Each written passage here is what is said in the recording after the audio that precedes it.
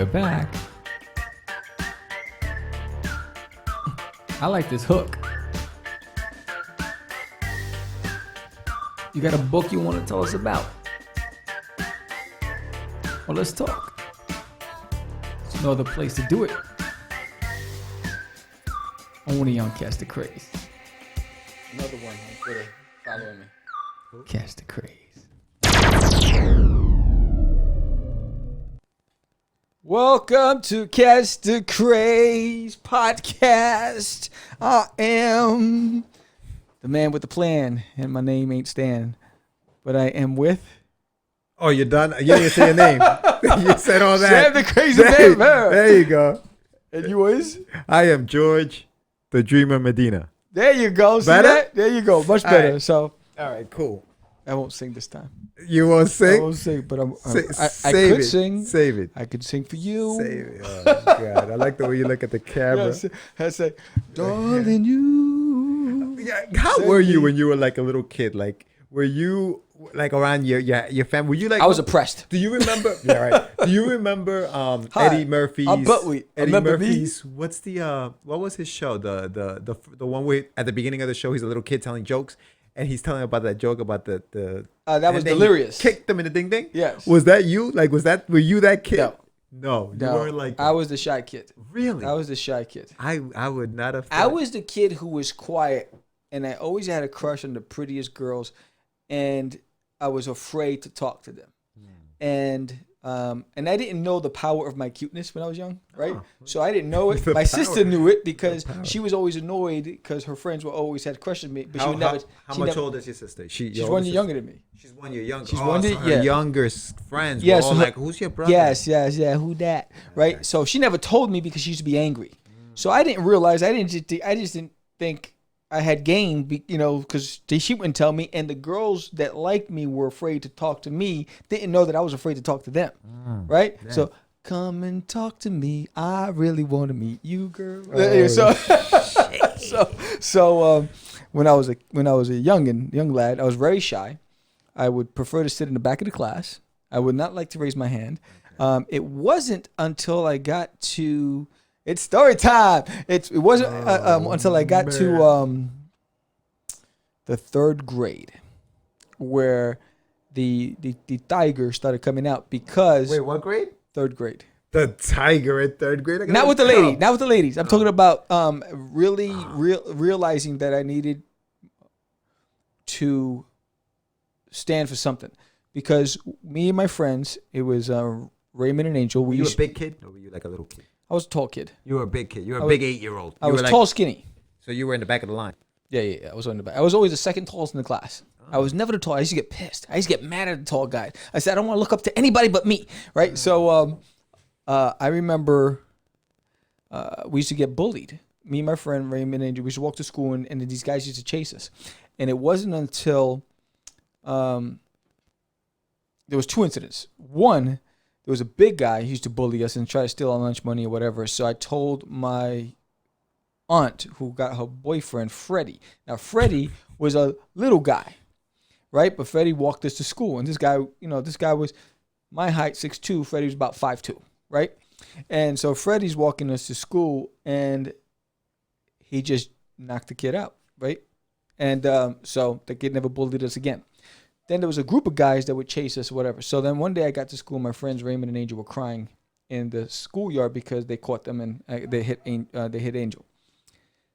That's when the rage took over me because now it was fun when we were being bullied because we were being bullied together. We used to run and get away. Now there was this like emotional connection. Like I felt responsible for my friends, and I was like, no, you can't hit my friends. And so then you became Freddie. So I became Freddie. Yeah. So then that's when I learned that I could fight because I was always afraid to fight. Even when I knew I could fight, I was always afraid to have a fight. You know what I mean? I never wanted to fight. And so then went after the kids, and then they were running from us from that point on. And then I realized, that I don't have to be the shy kid. I can be someone who people who are gonna know and respect. And I think that's when the courage started coming out to be able to speak to girls too. Because I got over the hump of being bullied, but I needed to get over the hump of talking to girls, right? And that was the other challenge. But how did we get into that damn conversation? I don't even know, bro. I think I asked you if you were shy. Oh, you asked me if I was that Eddie Murphy kid, the wisecracking. I did that. No, I didn't become that until junior high school. And the only reason I ask is because you're, Santa Crazy Man, like, you know what I mean? Yes. But you are also pretty reserved. Yes. Outside. Yes. Because you're the guy at the conventions that's talking to everybody, and I'm the reserved guy. Yeah, that's weird how that works. Yes, you know what I'm saying? Yeah. And I think I'm camera shy. I think the camera kind of takes some of my away. I'm like, oh, it's see, for me, you like the camera. You're a ham. I see you. Look at you. Look. See, you're a ham. You like the camera, right? Yeah, right. I'm not. I kind of shy away. Right. I don't even look at that thing. But go ahead. What were we gonna say? So, take the drip. Anyway, so no, I'm not afraid of the camera now because it's in my domain. I control the narrative. Is if I'm in somebody else's house, I'm a little nervous, right? You know what I'm saying? But I'm in my domain, so it's like you feel comfortable. You're good. I control it. I can edit it, right? I don't like I can't get past a quiz. I can't get past. That was funny. That was good stuff, though. Yeah. You sold me out. So don't. But I said it. I said it quietly. If you look at that clip, I was just like acquiesce. And soldiers. You were like, what? Foxhole. You blew yourself out. He's not sharing a foxhole with me. He's just like, we're like, the enemy's coming. He's here. No. I'd be like, you're holding the gun wrong. Oh, he doesn't know how to hold the gun. Anyway, listen. So, who do we have on the show today? It's it's January 17th, and this is one of our first shows of the year. First shows of the year. Yeah. Last week we did the live show. Word. Okay. Gave away some stuff for G.I. Joe. G.I. Joe. And this week, I love the new intro with the blow up stuff. Gracie's. Good stuff. Yeah, good stuff. And we have some new ways to bring in topics. And you jumped the gun on story time with Santa Crazy Man Bear. We had a whole. Unless you have another one. See, I didn't listen to the song. Unless you have another one. Take your time, young man. Mama used to say, George doesn't understand it. He doesn't understand it. I don't get it. He doesn't get it. I don't get it. No. Anyway, we have Daphne on the show today. We're on a Not first name Daphne basis. from Scooby-Doo. No. Okay. And we're on first name basis because we know Daphne. Daphne's, we go back. Yes. With Daphne. Yes. Wow. But yeah, she's on the show and she's going to talk to us about Tall Tales and all of the things. Fantastic talent. She is tremendous. Just that whole duo. We had JD on the show, her husband, and he's an amazing writer, and she's just a fantastic creative, an artist. Just disciplined in all aspects, and so I'm excited to have her on the show. That's gonna be a good one. Yeah, it's gonna be amazing. Yes. And like I was saying to you, we've decided to break the show up into segments. Now, what we're gonna have to do is we're gonna have to figure out how to stay in focused. Not focused, but on time. You know how we're gonna have time because we'll start getting phone calls. Yes. And I'm sure it's gonna happen. I can see it happening. You picked the fine time to leave on me, the last Lucille. show of the month. I can see like a call coming in between where we're talking. I can see it. I can almost see it like it's gonna happen. I can see it coming in the air tonight. Oh man. Oh Lord. So what's our topic? Anyway, our topic today, and just to let you guys know, the name of the segment is called Get Your Meds. So if you have a topic, if you have a topic that you want us to talk about or you want us to discuss, send me a message either on Facebook or on Instagram at Medina Whip. Yes. And with the hashtag Get Your Meds. And so the doctor says get your meds after 5. So you have to take your meds after 5. Oh, isn't that good? Yes, you like that, huh? See, this topic was actually suggested by Jerry Wensborough. Yeah, he hit me up. He said, George, you know what I'd like to know? I'd like to know a little bit about how Jerry. Yeah, Jerry, how people, handle this 9 to 5 and how do they get their work done? Right. And I have a way to make a living. Yeah, and I have a really good friend. His name is Joe Holly, and I also want to get him on the show. He's an artist, really good artist. He always posts funny stuff on Facebook. What? You got to stop. Because you're saying words, and every time I got songs in my head, I'm like, I'm trying to reframe myself to stay focused. But he said Joe Holly. I'm like, have a holly jolly Christmas. I'm like, stop. Okay. Right, I'm gonna try to control myself. Control yourself. Anyway, he posts like memes and things on Facebook, but it was a tweet from a guy named Fabs, but professional. That's the Twitter handle. A lot of names. He posted, being a creative person with a day job is 90% spending all day at work thinking about this big idea you have and want to execute as soon as you get home, then getting home and settling in only to realize you just want to go to bed now. Like, that's exactly what it is. I know that I'm at work and I'm like, oh my God, I got to. That was me yesterday. You get home and you're like. That was me yesterday. I'm done. I have a book. I can't put it up because this happened before, but it was for a show. Correct. Right? And I said, I'm going to read it and I'm going to talk about some of the things from the book. And I came home 9:00 at night, whatever, doom, make my tea, put it by the side of the bed. First, I start taking my social media, and I'm out. And I woke up feeling like crap because I didn't get to do my homework. So I came home to do my homework, and I didn't do it. You didn't do it? Didn't do it. Didn't read it? Nope. Still haven't read it? Haven't read it. Oh, my God. It's a pretty book. Have you read The Killing Joke? Huh? No, you haven't. The Killing Joke? Yeah. The Joker. Yeah, the book that No, I'm taking it with me. Oh, you're taking it with you? Yes. So I would have come back by now, but yes. No, you haven't gone. I haven't gone. You haven't gone. Yes, I haven't gone. You're good. I'm good. But I'm going. Wow. Well, I'm away. You're away. I'm away. You're away. Yes. Yes. You have now posted this remotely from a faraway location. Yes. Yeah. So yeah, you will. It's fantastic how this works. This is amazing. It's amazing. Yeah, and I'm sure everybody's confused as heck. Yeah, they're like, so what the heck are these guys talking about? They're like, wait, hold on. Say, Herbert. Check these guys out, man. Herbert. All right. Yeah, cool. The guy that we fired, our sound engineer, Herbert. Yeah. Got fired. Oh, yeah, Herbert. Yeah, got kicked to the can. Herbert. Anyway, so, all right. So you have this idea. You want to execute it. You get home. Yes. So what do we do, right? How do you do it? How do you do it? How do you execute? All right. So. Tell us, George, how do you execute? Here we go. So we have some basic stuff that everybody knows, right? You've always heard define a clear goal and vision. Boom. Focus on it. Plan a course of action. Stay disciplined and use your time wisely, right? So boom. That sounds easy to do. It's the hardest thing to do. Yes, it is. Because you're so tired. You can't concentrate. The discipline's gone. The discipline, yes. Right? I can't speak. But from what I've read, and this is where you kind of have to just, it's hard, but you have, in order for you to be able to accomplish what you have to kind of do this. And one of the things that actually stood out to me is one, I'll read the list, but I'll tell you which one stood out. So it says here, set a clear goal, right? Okay. Set a clear goal. Okay, I'm going to finish this book. I'm going to finish this comic and give yourself a date. Right? Sometimes we don't. We're like, it's for me. I'm not, I put it out whenever I put it out. Right. Give yourself that date. Make yourself accountable. Say, okay, I'm going to finish this, even if it's 6 months. Word. And every month, do something towards finishing that goal. So if you have a big goal and then you narrow it down further and complete things in little increments, it gets easier to complete it. Otherwise, you're never going to finish. Right? The other thing is, decide how many hours a week you can dedicate to your goal. Then select the days and the amount of time each day that you're going to put into that work. So it's all discipline, right? It's almost like when you work out, right? You say, I'm going to go downstairs, I'm going to work out for these many hours or these many minutes or whatever the hell it is.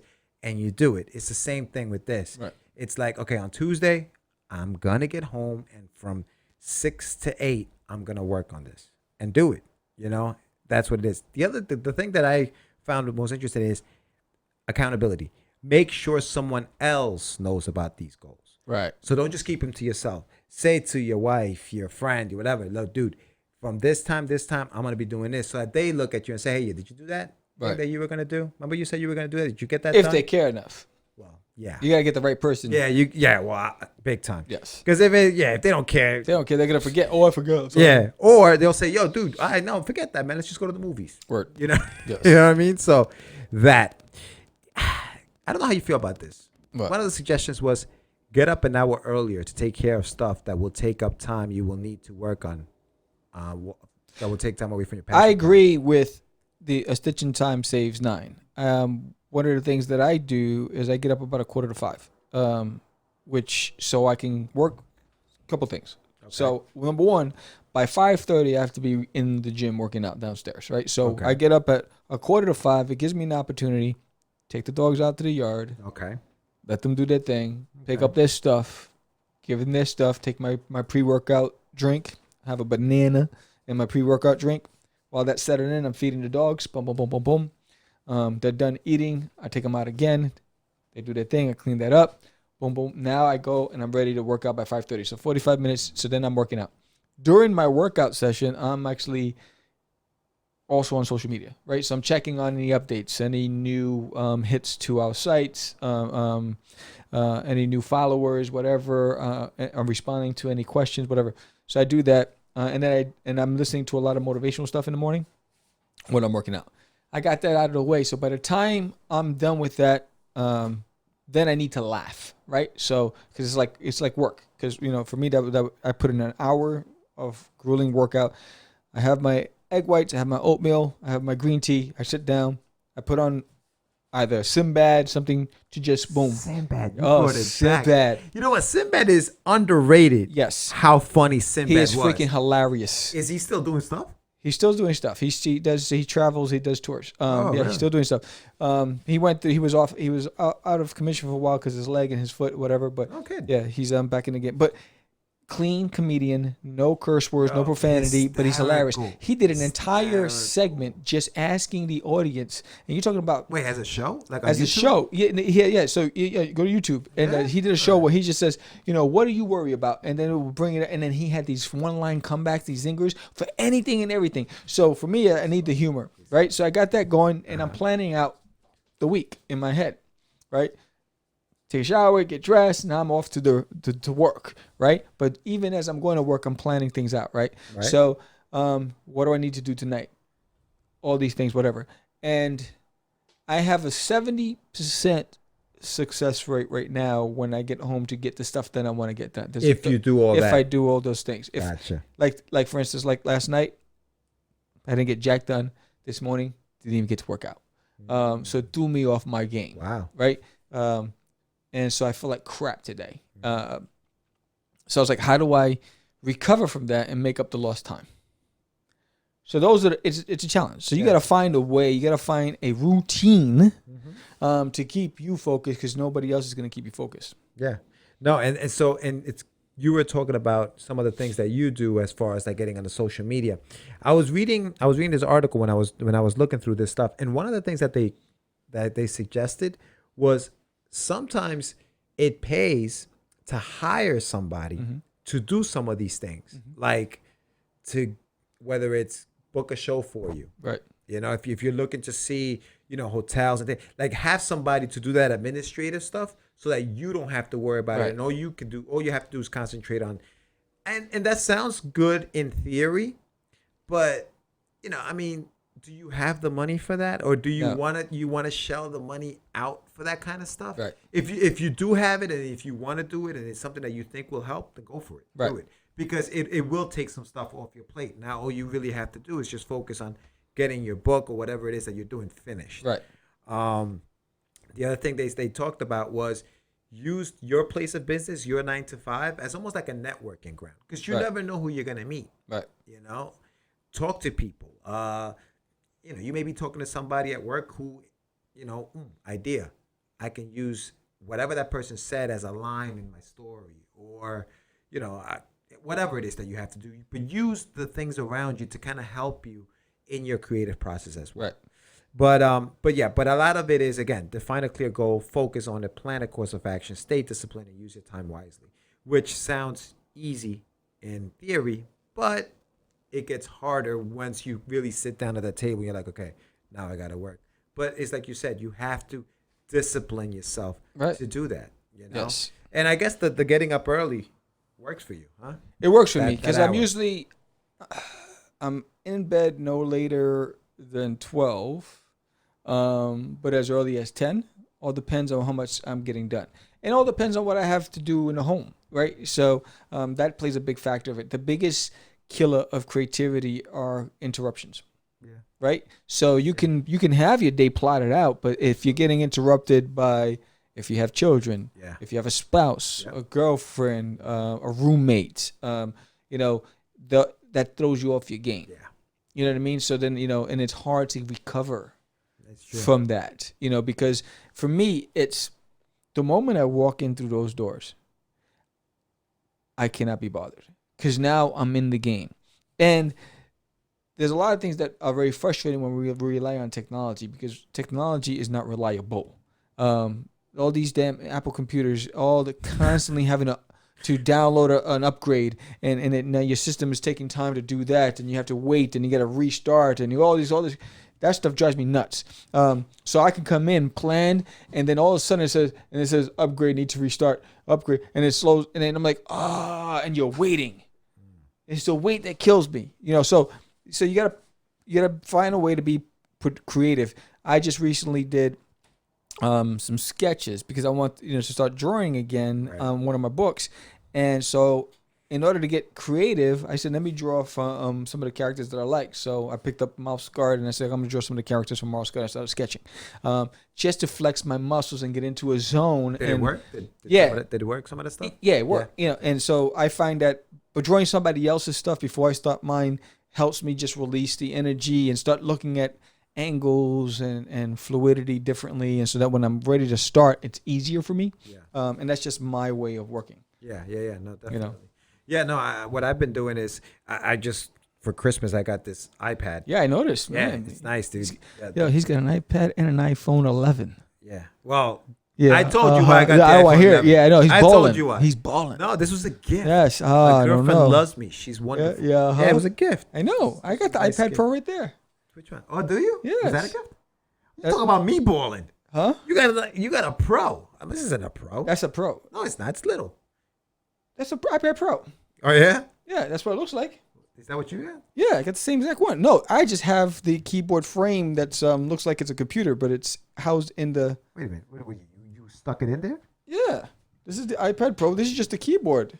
I got a keyboard, too. Yeah, but mine is a little... I'll show you mine. So mine looks... Oh, I'm sorry. Right here. Okay. Boom. So that's my iPad. When did you get that? When did I have that? I got the keyboard a month ago. When did you get the Pro? I got the Pro in spring, I believe. Okay.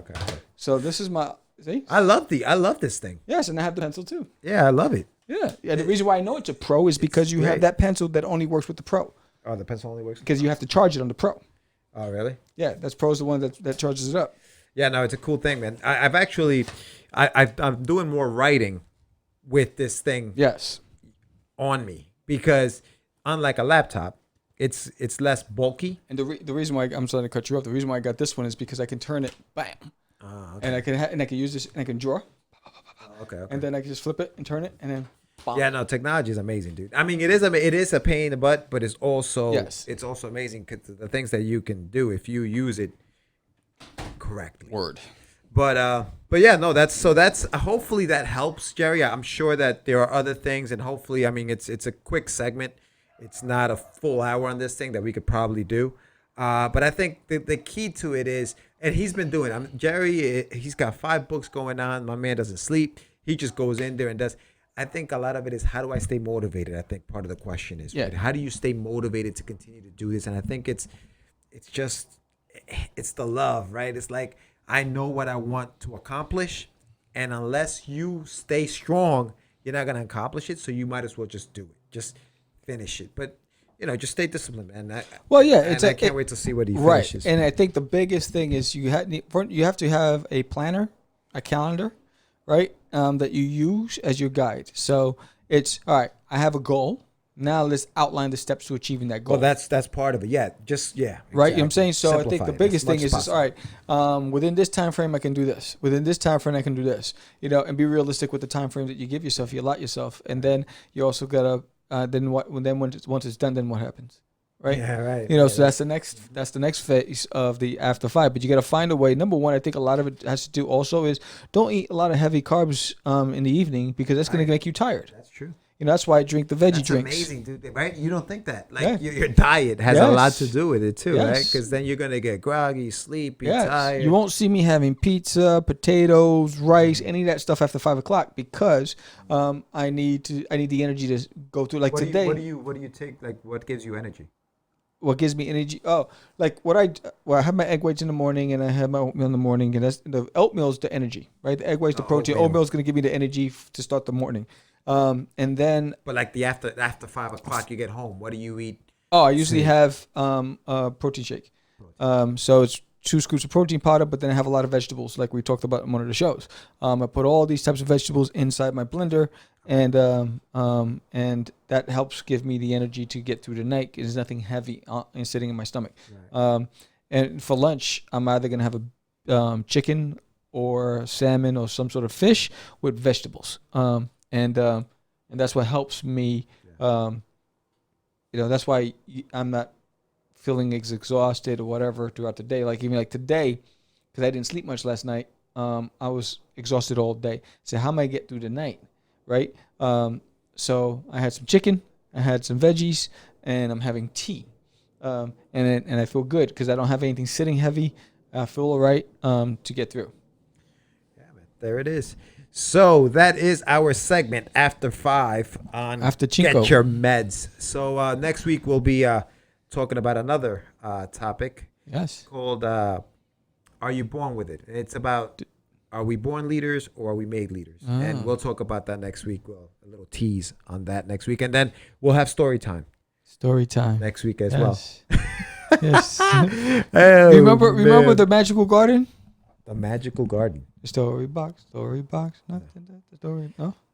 What was it? A cartoon? What was No, it was about these women that lived in a magical garden, and they had a squirrel that they used to talk to, and in the story box they would push something out and tell a story. No. Yeah, YouTube it. Really? Yes. No, I never heard of it. See, I'm dating myself. You guys don't understand. You guys don't understand. The good thing is that Tom Hanks did Mr. Rogers' Neighborhood to educate those on some of the wholesome family. I grew up on Mr. Rogers. Did you see the movie? I haven't seen it yet. Oh, no, I haven't seen it either. I haven't seen it yet. I haven't seen the new Star Wars yet. I remember Mr. Rogers' Neighborhood. Yeah. Of course, I remember that. I used to watch it all the time. Yeah.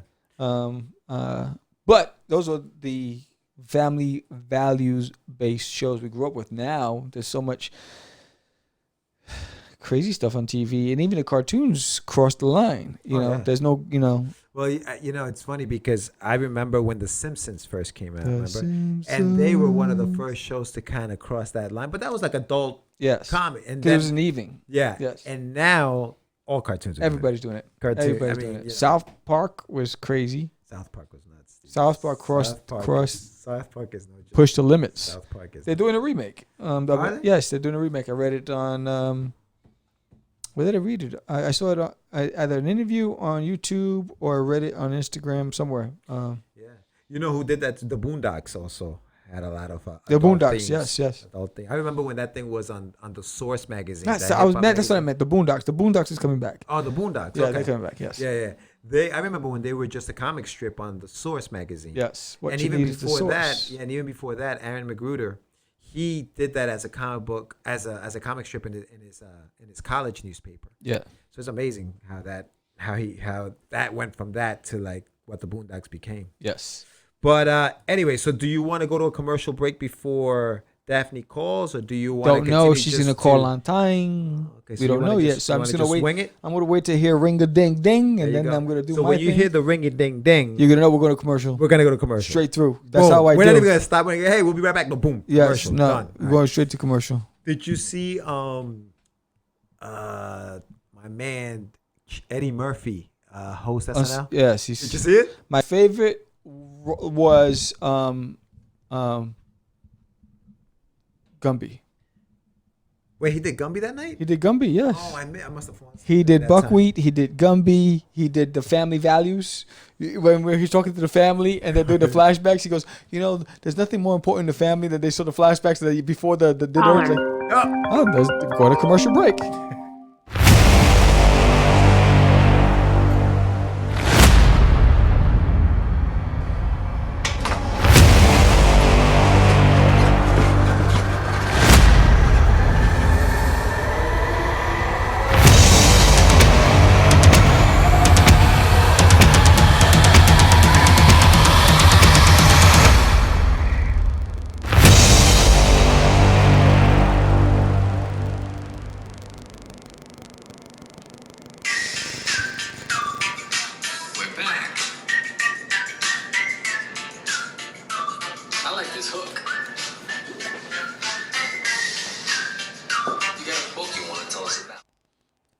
we're back. Welcome to Catch the Craze, and we have a special guest on the show. Hello, Daphne. Daphne, what's up? Hi.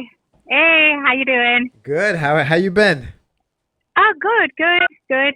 Happy New Year and all that good stuff. Happy New Year to you too. Yeah, New Year. New Year. What'd you guys do? Did you guys do anything fun for New Year's or? Slept in. We're old. Sam was telling me this is the first year they stayed up. This is the first year in 20 years that we were up for New Year's. Oh, no. It's been years since we stayed up till midnight. By around 9 o'clock, I'm like, I'm going to bed. Oh, wow. That's amazing. Oh, man. So what's going on? What are some of the things you're wearing? I saw you have a YouTube channel up. Oh, yeah. That's one of the things that I'm trying to work on more for this year is putting up more videos. Mm-hmm. I spent like last year like really, I guess, honing my craft on doing YouTube videos. Yeah. And this year I seem to have a good idea as to what works and what doesn't. Nice. So now it's just making the videos to see if my information is correct. Gotcha. Yeah. I saw that you had that Inktober 2019 fail video. Yeah. Up on that's funny, man. That is funny. But isn't that funny how now it's like you can just, you record and you put it up online and that's it. It's like. Well, no, it's not that. It took me like I think about 5 hours to edit everything. Oh man, that's awesome. It's like you have no idea how much time all the ums and ahs take up. Yeah, I know. Tell me about it. That's amazing. So the YouTube channel has what kind of stuff on there for people who may want to know? It has tutorials, speed paints, where it's just like a time lapse of some artwork that I'm doing.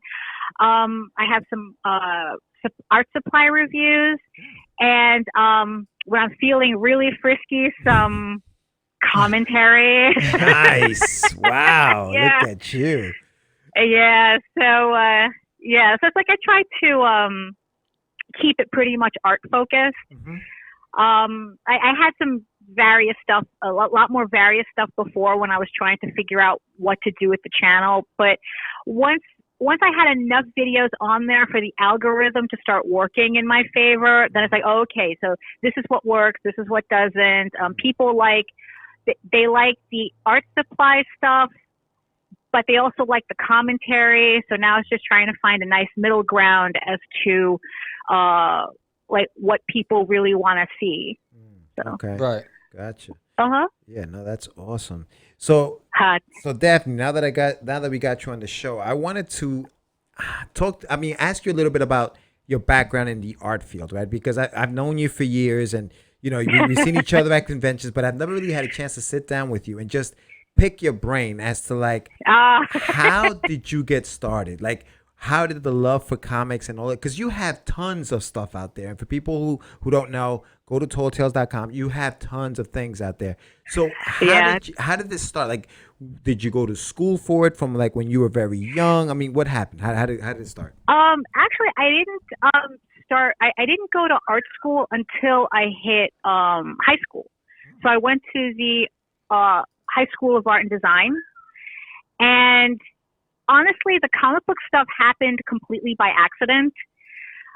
I had like some interest in it, but not like anything real until a friend of JD Calderon's. We were sharing what do they call those? Like the home class. I forgot what homeroom. Homeroom, homeroom, yeah, homeroom. Say that's how old I am. I forget all these things. We had homeroom together, and I was showing off my portfolio to somebody else, and he just literally happened to be looking over my shoulder, and he was like going, "Oh, hey, I have a friend who's putting together a comic book company. Would you like to join?" And I'm like going, yeah, okay. Isn't that how usually it happens, right?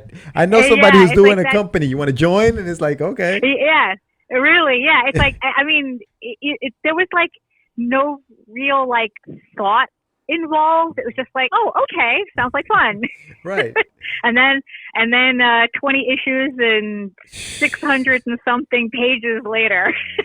God. And that's just for the first story arc. Oh, that's incredible. So Uh-huh. that's a legitimate, like that's where it started. So you went on to this company, you just started just drawing these stories. Was Tall Tales one of them at the time, or was it? Well, JD had a bunch of them, a bunch of stories going on, but Tall Tales was the one that he was looking for somebody for, because I guess at the time it was a lot harder to find somebody who drew furries.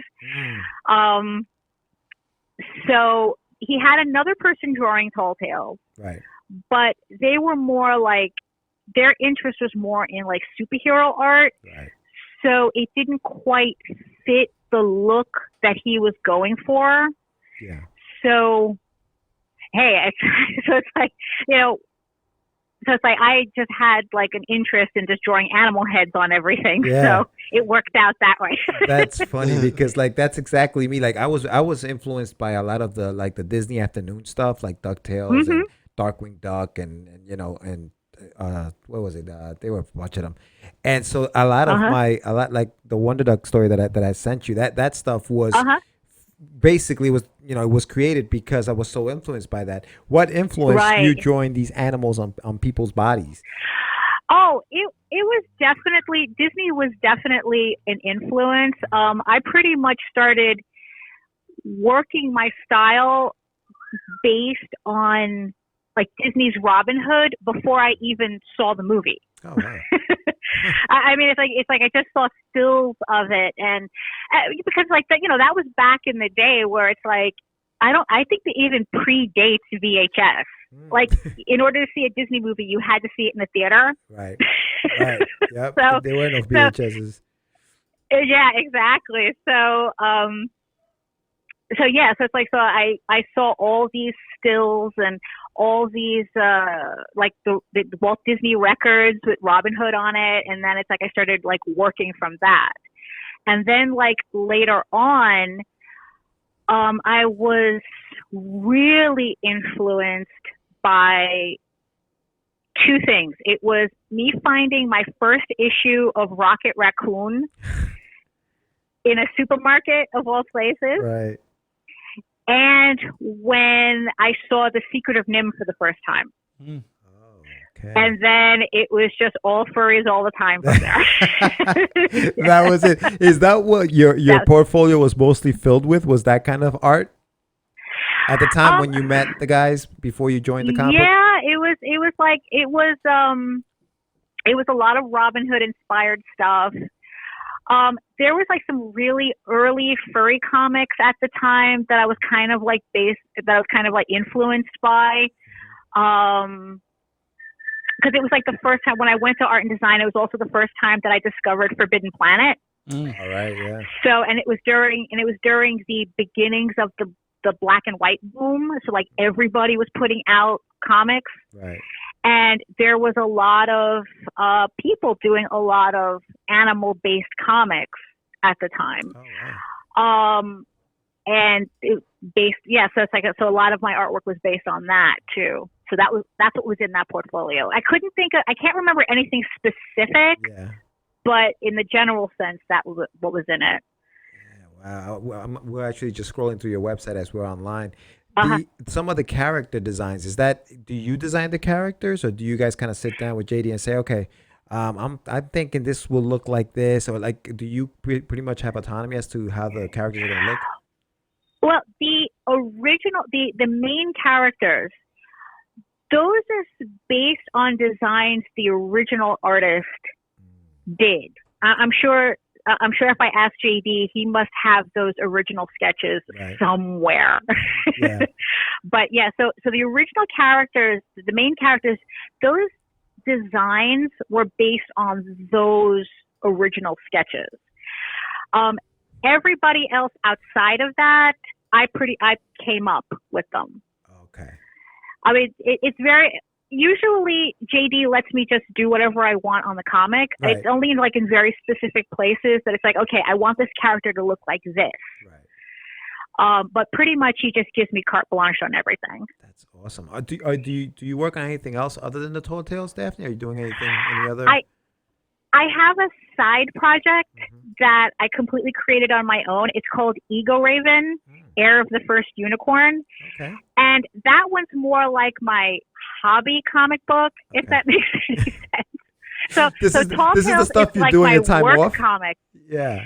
Yeah, kind of. Yeah. I mean, it's like this year I'd like to work more seriously on it. Like right now I have 5 issues of that series. Jeez. And I have it scripted. Oh, I have it laid out until like issue 8. Yeah. So I'd like to get those done this year too, because it's like that. Like I said, that one's like a side hobby comic, but I'd like to bring it more into the forefront this year. Wow. I'm looking at, I'm thinking about we just saw a book there that had 560 pages, and I'm like, yeah, what? That's the collected trade of the first story arc of Tall Tales. Thieves Quest. Yeah, it's a collection of the first 20 issues. Jesus. Now, let me ask you this, Daphne. How long does it take you to do a page? Longer than it should. Yeah. If I were to sit down and not be distracted by anything, I can ink a page in 3 hours. Okay. But it usually doesn't work out like that. Right. Yeah.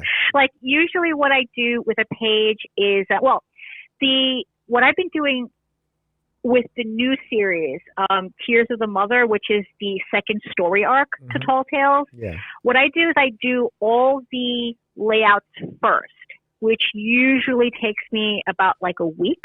Okay. And then what I do is that I print all those sketches as a blue line onto the actual paper that I'm going to work on. Okay.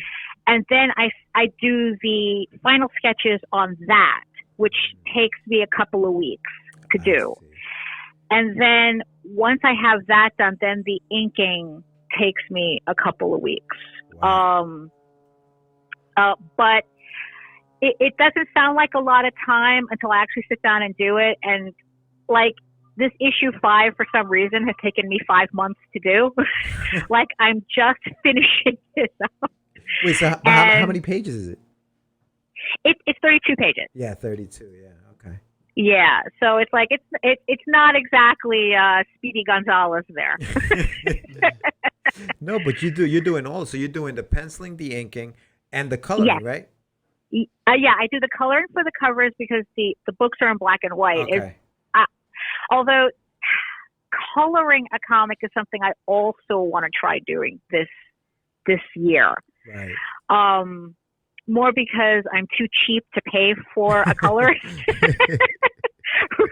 rather than, it's just something else I want to do myself. So the coloring on the covers I do myself. Yeah. But yeah, there is nothing on any of my books that I outsource. Right. Wow. That's incredible. So you do the coloring you're doing in Photoshop. It's all digital. Okay. Do you do any coloring like by hand other than the stuff that you like would do at conventions, at commissions and things like that? Those are pretty much the only ones that I do by hand. But that's more because the look that I want on the comic, it's an aesthetic. I've always liked that, like kind of like that flat anime style coloring. Yeah. So that's kind of the look I want for the comics. Right. But like for conventions and sketch covers, I do all that by hand. Yeah, that's incredible. That's amazing. Wow. Jeez. So when do you? So you're saying you're gonna take the what is it? What was the name of the title of the comic? Ego Raven. Ego Raven. Ego Raven. So you're gonna do that. You're hoping to have that. I mean, you have 5 issues. You could easily start putting it out now if you want. I mean, is it out now? Can somebody get it if they want it? Well, you can read it for free online on my website egoworks.com. Okay. And I am looking to finally start producing Kickstarters for them. Okay. But the first thing I want to do is do can I get the first like how long it would take me to get the first issue colored, because I think that book would work better as a color book. And just in the end for me to do something different. I got you. And what's the story about? Can you tell us what the story of Eagle Raven is about? Yeah, it's Eagle Raven is a fantasy series about a exiled unicorn princess who's trying to become a knight so that she could lead an army back to the kingdom that she was exiled from. Oh, wow. Wow. So is it an ongoing series or is it like... Yes. It is. Well, right now it's ongoing because I'm still working on it. I do have an ending for it, but I just haven't decided like how long it's going to go for. It's not. I don't want to make it like too epic like Tall Tales. Right. I got you. But but at the same time, it's like I'm thinking, okay, maybe 15 issues, maybe. So maybe I got 10 more issues to go on it, maybe. I just haven't like plotted out layout wise the rest of the book, the rest of the series. Like I said, I have up to issue 8. Okay. So I just haven't plotted out the rest of it in terms of how many pages it's going to take and and all that. Daphne, I'm looking at one of your pages, and I see a lot of cross-hatching, a lot of ink, line work.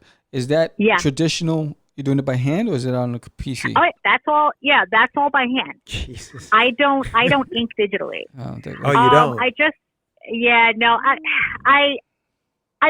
I've tried it a couple of times. Really haven't gotten the hang of it. Yeah.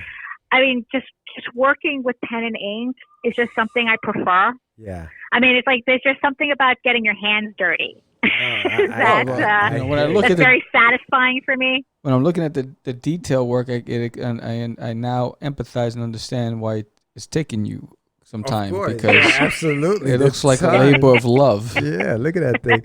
I mean, it really is. Yeah. Oh. And the funny thing is, it's like if you're looking at the older pages, I've been trying to get away from all that cross hatching with the new stuff. Right. Okay. But I haven't found a happy medium yet, because it's like all that cross hatching, all that the pattern work. Yeah. That was the 90s Todd McFarlane influence. Right.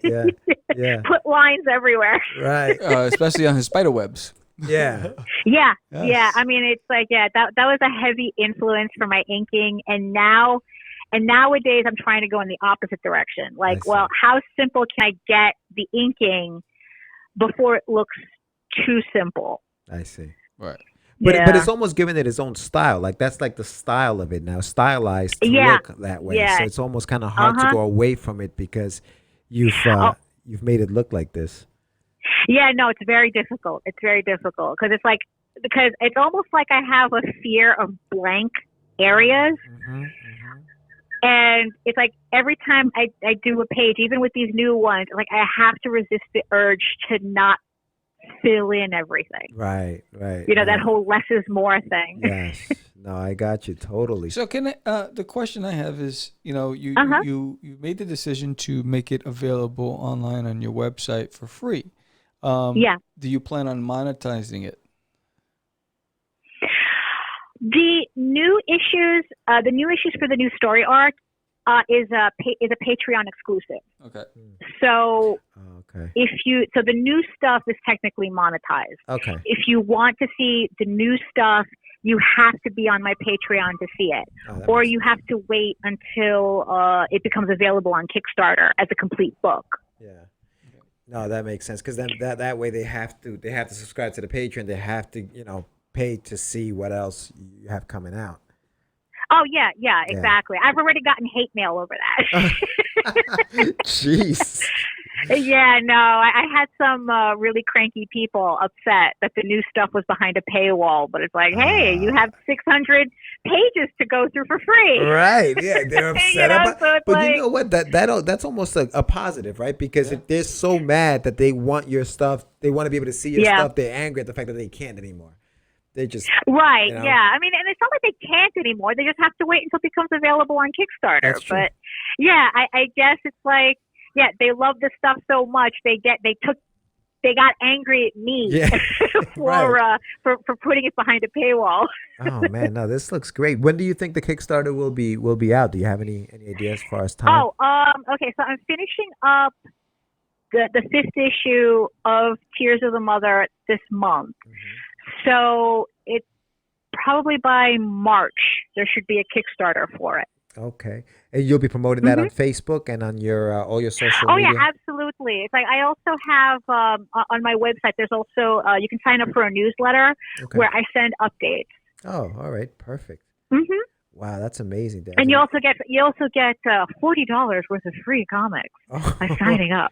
Wow, look at that. The voice and everything. Wow.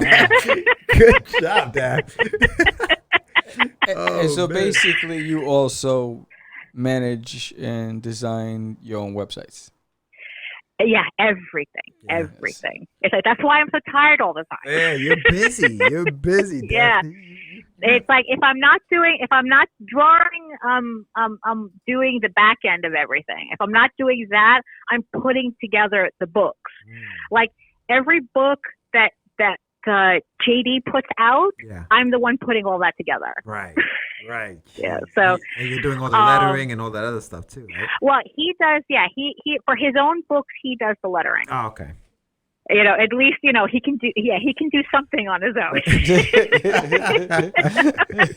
I just envision him sitting on the porch having a cigar and some cognac while you're in the back grinding. Sometimes it feels like that, but no, it's like no, it's we all have our part in the whole thing, so it's not that bad. That's good. Do you guys kind of talk about the story? You know, him being a writer, does he kind of like give you some pointers? Oh, I think that should go that way, or is this almost like it's all me? This is my Sometimes.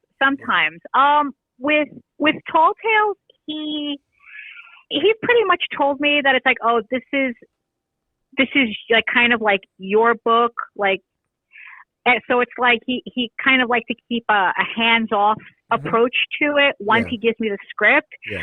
But there are certain times where I come to him going, it's like, can you clarify this? Or if he wants to see something really, really specific. Right. But even then he says that even when he wants something specific, he never gets what he wants. So I don't know. So it kind of works back and forth. So it's like, yeah, most of the time it's like it's hands off, unless something needs to be clarified. Gotcha. But on your book, the ego book that you're doing, that's you, right? That's like all you. Yeah, that's all me. Good. That's all me. Good stuff. Yeah, no, I can't wait to see this. I'm actually gonna read some of this stuff online, and then get angry at you when I have to pay for the. Right. For the other pages. Exactly. Oh, that's amazing! Wow. So so the Kickstarter you're gonna probably start in the next couple of months. Yes. So yeah, for issue 5 of Tall Tales, Tears of the Mother, that one for March. One's for March. Okay. Cool. I can't wait to see it. Do you have anything else that you're promoting, Daphne? Anything else that you want to let people know? For February, I'm doing a Kickstarter for a sketchbook, a fan art sketchbook of some of the sketches that I do at conventions. Okay. And I finally decided to do a full color sketchbook for that. Wow. So that's a book that I'm going to be doing the Kickstarter for in February. Okay. How many pages is the book? That one is 24 pages. 24. Sweet. Cool. Wow. I can't wait. Yeah, that's gonna be fun. So is that your first Kickstarter for some of the stuff that you're working on? Yes, that is. It's going to be my very first by myself Kickstarter. There you go. Yeah, no. So definitely send me that link because I definitely wanna. No, definitely. Yeah, because JD's been bothering me for a while to do a sketchbook because I have so many of these convention sketches just lying around. Yeah. So it's about time they earn their keep. Yeah, exactly.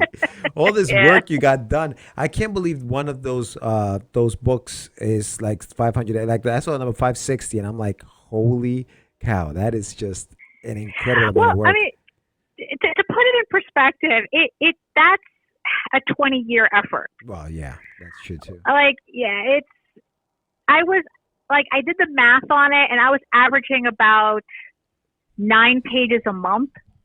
So it's like it took me, like I said, a little longer than it should have to put out that many issues. Well, I mean, when you're doing all of the, you're doing the pencil, the inking, and all that other stuff, and then you have these websites to do, and you have all these things, I can see why it would take you that long, right? But that's what happens when it's just you doing stuff. Exactly. Are you guys planning any conventions or anything of that nature? We usually. Conventions is a weird thing because they kind of fell out of my favor a while ago. Yeah. A while ago. Especially once we realized that we make more money off of Kickstarter than we do going to a convention. Right. So the thing is, it's like especially like the past several years, like the whole vibe of the convention scene has just changed for me. Like it used to be like conventions were about comics and people were excited about comics and wanted to see the new stuff. But nowadays it's more like, oh, do you have a print of Deadpool? Like, it's more like, oh, I love comics. Oh, so what comics do you read? Right. I saw all the Marvel movies. And it's like, no. Yeah. No. You don't do prints though, right, Daphne? Like you don't necessarily do the prints of like characters and stuff like that at conventions, or? I've done some, but people just seem more interested in like characters that they recognize. Yeah, I know. So. The funny thing with doing the prints and the fan art at conventions, unlike Brian Kong, who if he doesn't do his commissions, his kids don't eat. Yeah. Right. I do the commissions trying to get people to bring their attention to my books. Yes. Yeah. So the commissions aren't like, they're not like that big of a necessity for me to do. Yeah. So it's like, okay, so if I can sell these prints of Deadpool, can I get these same people to buy my books? Right. And what I learned is that the answer is no. Because they'll just want the prints of Deadpool, right? That's all. Right, exactly. We started calling that stuff contraband. When we were doing the conventions, like anything Marvel or DC was just contraband. It should not be on the table. Yeah. You shouldn't be doing it. But it's like it's that double-edged sword. Do we? And like you said, I'll draw it so that people can buy my books. And you're right, it just backfires because now all they want is just that print and that's it. You know? Right? Yeah, and it just got to a point where I decided that I didn't want people to know me for fan art. Right. I wanted them to know me for my comics. Right. But that's the harder sell. Yeah, of course, absolutely. And and in the end, it's like that's the reason why Kickstarter was so beneficial for us, because the people on Kickstarter are your real fans. They're coming out every time you put out a book, and they're buying your book, and the only money you're shelling out is to print it. Right. As opposed to spending all that money to go to a convention and try to convince people who've never heard of you to try to buy your book. Right. It's a lot. What is it? The return on investment is better on a Kickstarter than it is at a convention. Yeah, unless you have the following, right? Unless you have the fan base that's going to follow you to that convention and say, okay, you're going to be at the convention, I'm going to go there, I'm going to go buy your book. Right, yeah. Once you build that, I think, and I think that through the Kickstarters, if you guys have already fans, if you guys can somehow marry the two, where like, you say, hey, listen, guys, if you guys want to meet us, we will be at this convention, and they can go and pick up stuff that you may have at your show. If you already have the fan base, that would be awesome. Yeah, and one of the things that we really learned last year is trying to control our audience, where we have a direct line to our audience as opposed to having like a middleman, like social media, like, oh, your fans are on Facebook, your fans are on Twitter. And one of the things that we've been really focusing on is building a mailing list. I see. And really trying to consolidate our fans in a way where no matter what we do, they're always there. Gotcha. Yeah. Yep. Yeah. That faithful fan base. Right. Yeah. You know, it's like the whole concept of 1,000 true fans. Yeah. Yeah. I got So you. it's like, yeah, they say if you have 1,000 true fans who spend like, I think it was like $100 a month on you, or $100. I forgot what it's like, $100 a month or $100 a year. But it's like if you had like 1,000 true fans, you can actually that's what you want to build up to. Yeah. I think it's about where they just buy everything you put out. Right. Because then that will basically finance your the work that you're doing, and right. that makes a lot of sense. Wow. Daph. Well, listen, we appreciate you coming on the show so much. Oh, and sure. We definitely have to get together. We met up with Jose a couple of weeks ago before Christmas, and we definitely all got to get together and do that again. Sometime No, for sure. absolutely. All right. Well, listen, I should try to get you out here to Queens. Yeah. So you can see the inner sanctum. Yeah. No, seriously, we should totally go to the studio. Road trip. Yeah. Road trip to Queens. All right, Daph. Well, listen, we'll be in touch for sure. All right. Yeah, sure, no problem. So I'll talk to you later. All right. Take care. Thanks. Okay. All right. Bye. Bye-bye. Bye. Commercial break. There is no better way to start the day than with a cup of joe and an episode of Catch the Craze.